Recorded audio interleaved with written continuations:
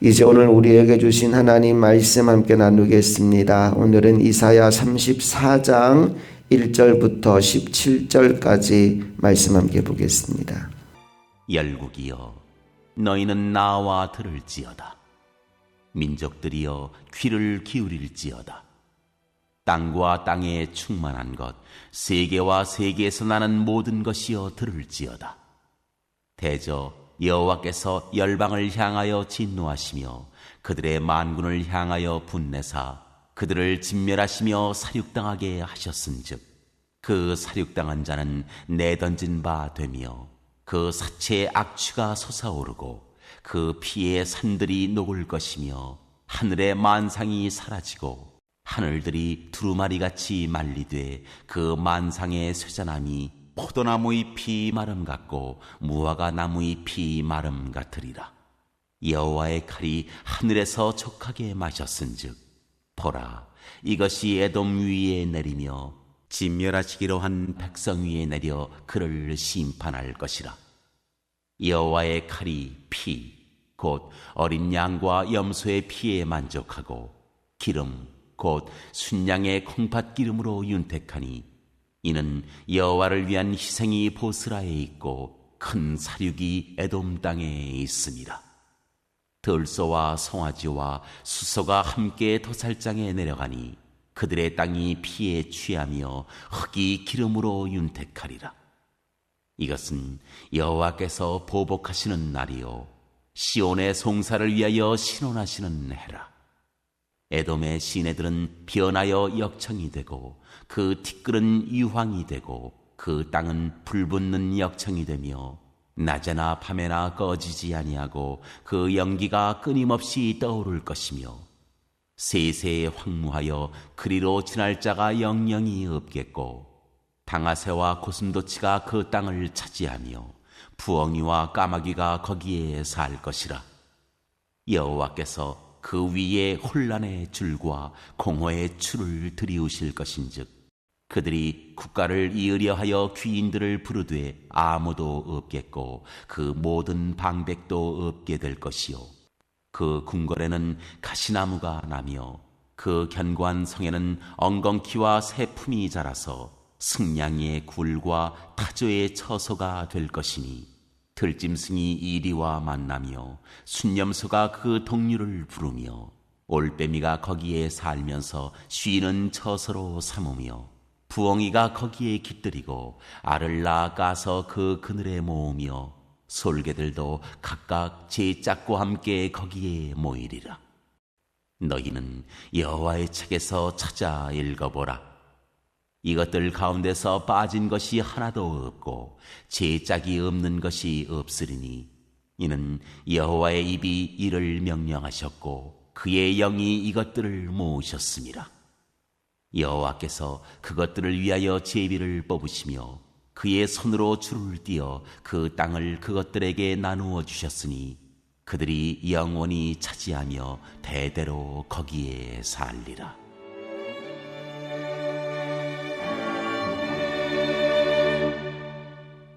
이제 이사야의 전반부가 거의 마무리되고 있습니다. 1장부터 39장까지가 이사야서의 전반부인데 사실 실제적인 전반부의 마무리는 34장, 35장이라고 할 수 있습니다. 왜냐하면 36장부터 39장까지 그 내용을 보면 히스기야 왕 때 있었던 어떤 특별한 사건들, 에피소드를 모아놓은 부분이고요. 전반부의 결론의 이야기를 들려주는 건 오늘 우리가 나누는 34장 그리고 다음에 나눌 35장이라고 보면 됩니다.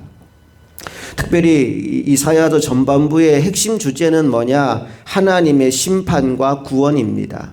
이 땅을 하나님이 심판하실 것이고 하나님이 심판과 동시에 억압당하던 백성들은 구원할 것이다.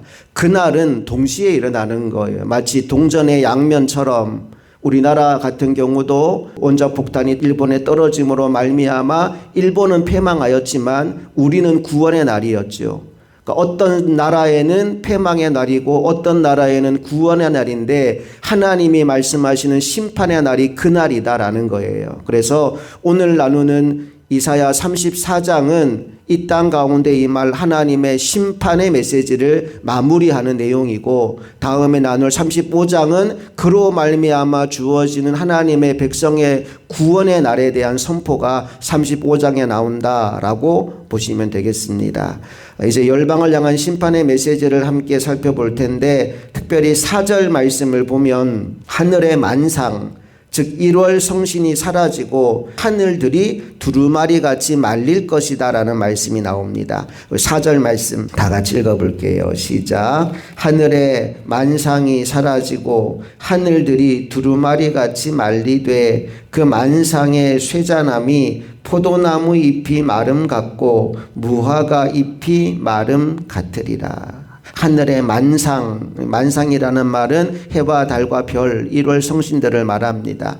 하늘에 있는 그 해와 달과 별들이 다 사라지고 마치 두루마리와 같이 하늘이 말려갈 것이다. 다시 말해서 이 땅에서 우리가 의지하고 살았던 모든 것들이 사라지게 될 것이다 라고 말합니다. 여러분, 이 모습은 우리가 요한계시록에서 이미 살펴보았어요. 마지막 때가 되면 하늘이 두루마리 같이 말릴 것이다, 하늘의 별이 다 떨어질 것이다 라고 했는데, 그 동일한 이야기가 지금 이사야서에 나오고 있는 겁니다. 계속해서 5절 이하의 말씀에 보니까 에돔이라는 단어가 반복됩니다. 5절 말씀 읽어볼게요. 여호와의 칼이 하늘에서 족하게 마셨은즉 보라, 이것이 에돔 위에 내리며 진멸하기로 한 백성 위에 내려 그를 심판할 것이라. 에돔이 나오죠. 6절도 가봅니다. 여호와의 칼이 피 곧 어린 양과 염소의 피에 만족하고 기름 곧 수장의 콩팥 기름으로 윤택하니 이는 여호와를 위한 희생이 보스라에 있고 큰 살육이 에돔 땅에 있음이라. 에돔이 또 나오죠. 9절로 가봅니다. 에돔의 시내들은 변하여 역청이 되고 그 티끌은 유황이 되며 그 땅은 불붙는 역청이 되며, 에돔이 불붙는 땅이 될 것이다. 마치 소돔과 고모라 유황불 떨어져서 멸망했듯이 그 땅도 불로 심판당할 것이다 라고 말합니다. 그럼 에돔이 어떤 나라냐 하면 야곱의 쌍둥이 형인 에서의 후손들이 만든 나라가 에돔입니다. 혈통적으로 본다면 이스라엘과 형제 국가죠. 그런데 역사적으로 보면 이스라엘과 에돔은 꾸준히 적대적인 관계를 유지했습니다. 이스라엘을 여러모로 괴롭게 했던 원수나라 중 하나가 에돔입니다. 근데 여기 특별히 에돔을 콕 집어서 얘기하는 건 에돔이라는 나라만 멸하겠다는 게 아니고, 에돔은 하나님의 백성들을 대적하는 무리의 대표자입니다. 마치 요한계시록에서 바벨론을 얘기하는 것과 동일합니다. 바벨론만 하나님을 대적한 나라가 아니에요. 그런데 대표적으로 바벨론을 언급하면서 하나님을 대적한 무리가 망할 것이다 라고 얘기했는데, 이사야서에는 하나님을 대적하는 무리의 대표로 에돔을 세워서 하나님을 대적하는 자들은 이렇게 망할 것이다, 심판을 피할 수가 없을 것이다 라는 얘기를 하고 있는 겁니다. 잠깐 언급했지만 9절 말씀에서 시내들이 변하여 역청이 되고 티끌이 유황이 되고 그 땅은 불붙는 땅이 될 것이다 라고 말씀하시면서 소돔과 고모라의 유황불이 떨어졌던 것처럼 그 땅이 불심판을 당하게 될 것이다. 그래서 그 땅이 사람이 살 수 없는 곳이 될 것이다 라는 말씀을 합니다. 10절과 11절 말씀 다 같이 시작. 낮에나 밤에나 꺼지지 아니하고 그 연기가 끊임없이 떠오를 것이며 세세에 황무하여 그리로 지날 자가 영영이 없겠고 당아새와 고슴도치가 그 땅을 차지하며 부엉이와 까마귀가 거기에 살 것이라. 여호와께서 그 위에 혼란의 줄과 공허의 추를 들이우실 것인즉. 그러니까 이 에돔의 불심판이 임하여서 그곳에는 사람이 살 수 없게 되는 겁니다. 사람이 살 수 없는 땅이 되니까 누가 사느냐? 짐승들과 새들만 거기에 살게 된다는 거죠. 11절 읽어볼게요. 다시 한번 시작. 당아새와 고슴도치가 그 땅을 차지하며 부엉이와 까마귀가 거기에 살 것이라. 각종 들짐승과 야생 새들만 거기에 서식하게 된다라고 말합니다. 그 말씀이 계속 반복돼요. 14절 15절도 볼까요? 시작.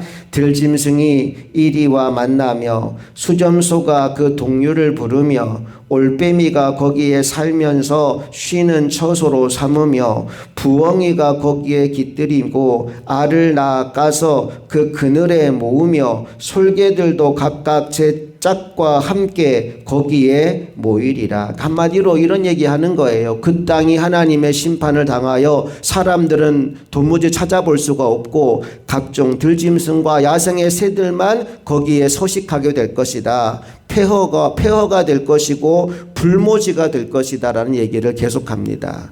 그러면서 이사야는 이 예언의 확실성을 강조하기 위해서 미래 이 책을 읽는 독자들에게 실제로 자신이 예언한 바대로 그 땅이 황무하여졌는지, 그리고 황폐해진 그 땅에 정말로 각종 들짐승들이 짝을 지어 살고 있는지를 확인해 보라고 권면합니다. 그게 16절과 17절의 내용이에요. 다 같이 읽어봅니다. 시작. 너희는 여호와의 책에서 찾아 읽어보라. 이것들 가운데서 빠진 것이 하나도 없고 제 짝이 없는 것이 없으리니 이는 여호와의 입이 이를 명령하셨고 그의 영이 이것들을 모으셨음이라. 여호와께서 그것들을 위하여 제비를 뽑으시며 그의 손으로 줄을 띄어 그 땅을 그것들에게 나누어 주셨으니 그들이 영원히 차지하며 대대로 거기에 살리라.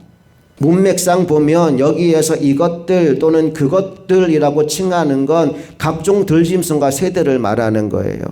그런데 이 16절 말씀을 이렇게 해석하시는 분들이 있어요. 성경은 짝이 다 들어맞는다.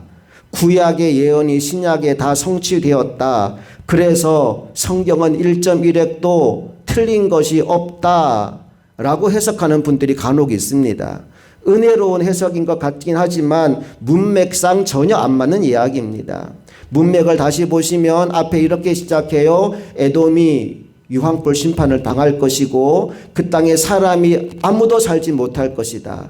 그 땅을 누가 차지하느냐? 각종 들짐승과 새들이 차지할 것이다. 짝을 이루어 그 땅을 그들이 점령할 것이다. 그 땅은 황폐하고 황무할 것이다. 하나님이 그렇게 만드신다라는 이야기를 이어가고 있는 거예요. 그런데 왜 그런 오해를 하느냐? 16절 다시 보시면 너희는 여호와의 책에서 찾아 읽어보라. 그러니까 성경을 보라는 거구나. 근데 이것들 가운데 빠진 것이 하나도 없고 제 짝이 없는 것이 없으니, 맞아, 구약에 예언된 게 신약에 다 짝이 있네, 짝이 다 맞네. 그러니까 여호와의 입이 이를 명령하였고 그의 영이 이것들을 모으셨습니다. 하나님께서 영감을 주셨고 하나님께서 말씀을 주셨고 성령께서 역사하셔서 구약과 신약이 기가 막히게 맞춰졌고 성경은 완벽한 책이야 라고 해석을 하는 거예요. 혹시 그렇게 이 말씀을 이해하신 분이 있다면 문맥으로 성경은 읽어야 됩니다. 성경은 내가 마음에 든다고 그것만 빼가지고 해석하면 안 되고 모든 말씀은 앞과 뒤가 어떻게 이어지는지를 보고 문맥 안에서 읽어야 됩니다. 이 말씀은 성경이 완벽하다는 얘기를 하는 게 아니고요. 에돔이 완벽하게 심판을 받는다는 이야기를 지금 하고 있는 겁니다. 그 땅에 살고 있는 사람은 다 사라질 것이고 그 땅은 온갖 짐승들이 차지하게 될 것이다. 빠진 것이 없다, 제 짝이 있다는 말의 의미는 짝을 이루어 그 땅을 그들이 차지한다는 거예요.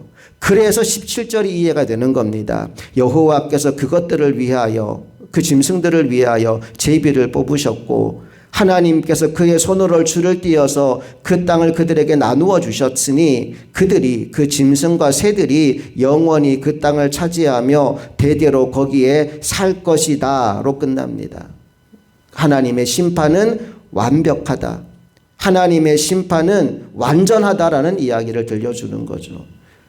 이 이야기를 요한계시록으로 가져가 보면 바벨론의 심판 이야기와 연결시킬 수 있습니다. 우리 요한계시록 18장으로 잠깐 가보겠습니다. 요한계시록 18장 2절 말씀.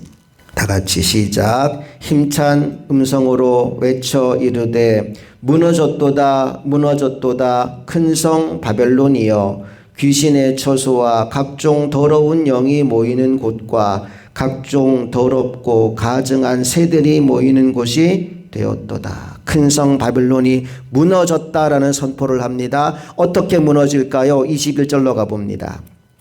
21절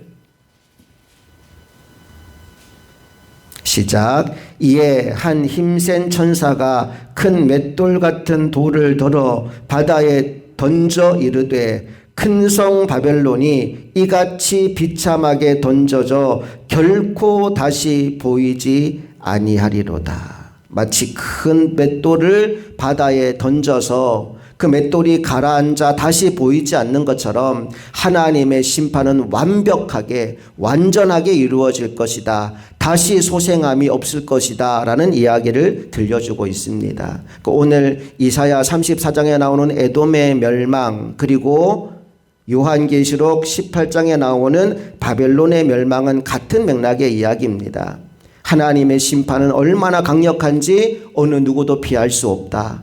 하나님의 심판은 완전하고 완벽한 심판이다. 돌이킬 수 없다라는 이야기를 들려줍니다. 그런데 우리가 다음에 살피겠지만 하나님의 심판만 있는 것이 아니라 하나님의 구원도 있습니다.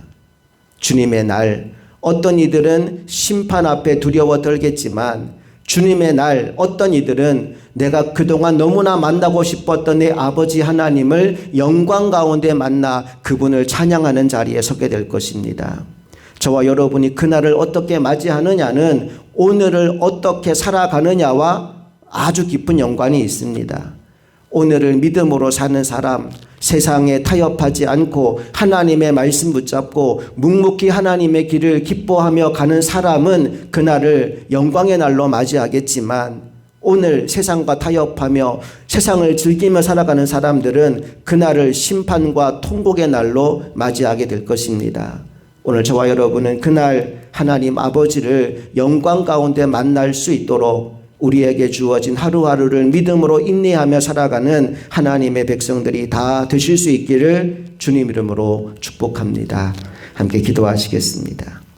좋으신 아버지 하나님, 은혜와 사랑을 감사드립니다. 이사야서 말씀을 통하여 우리의 인생 가운데 또 이 역사 가운데 하나님의 심판의 날이 반드시 올 것이며 그날 심판받는 자와 구원받는 자가 명확히 나누어지게 될 것이라고 말씀하여 주셨습니다.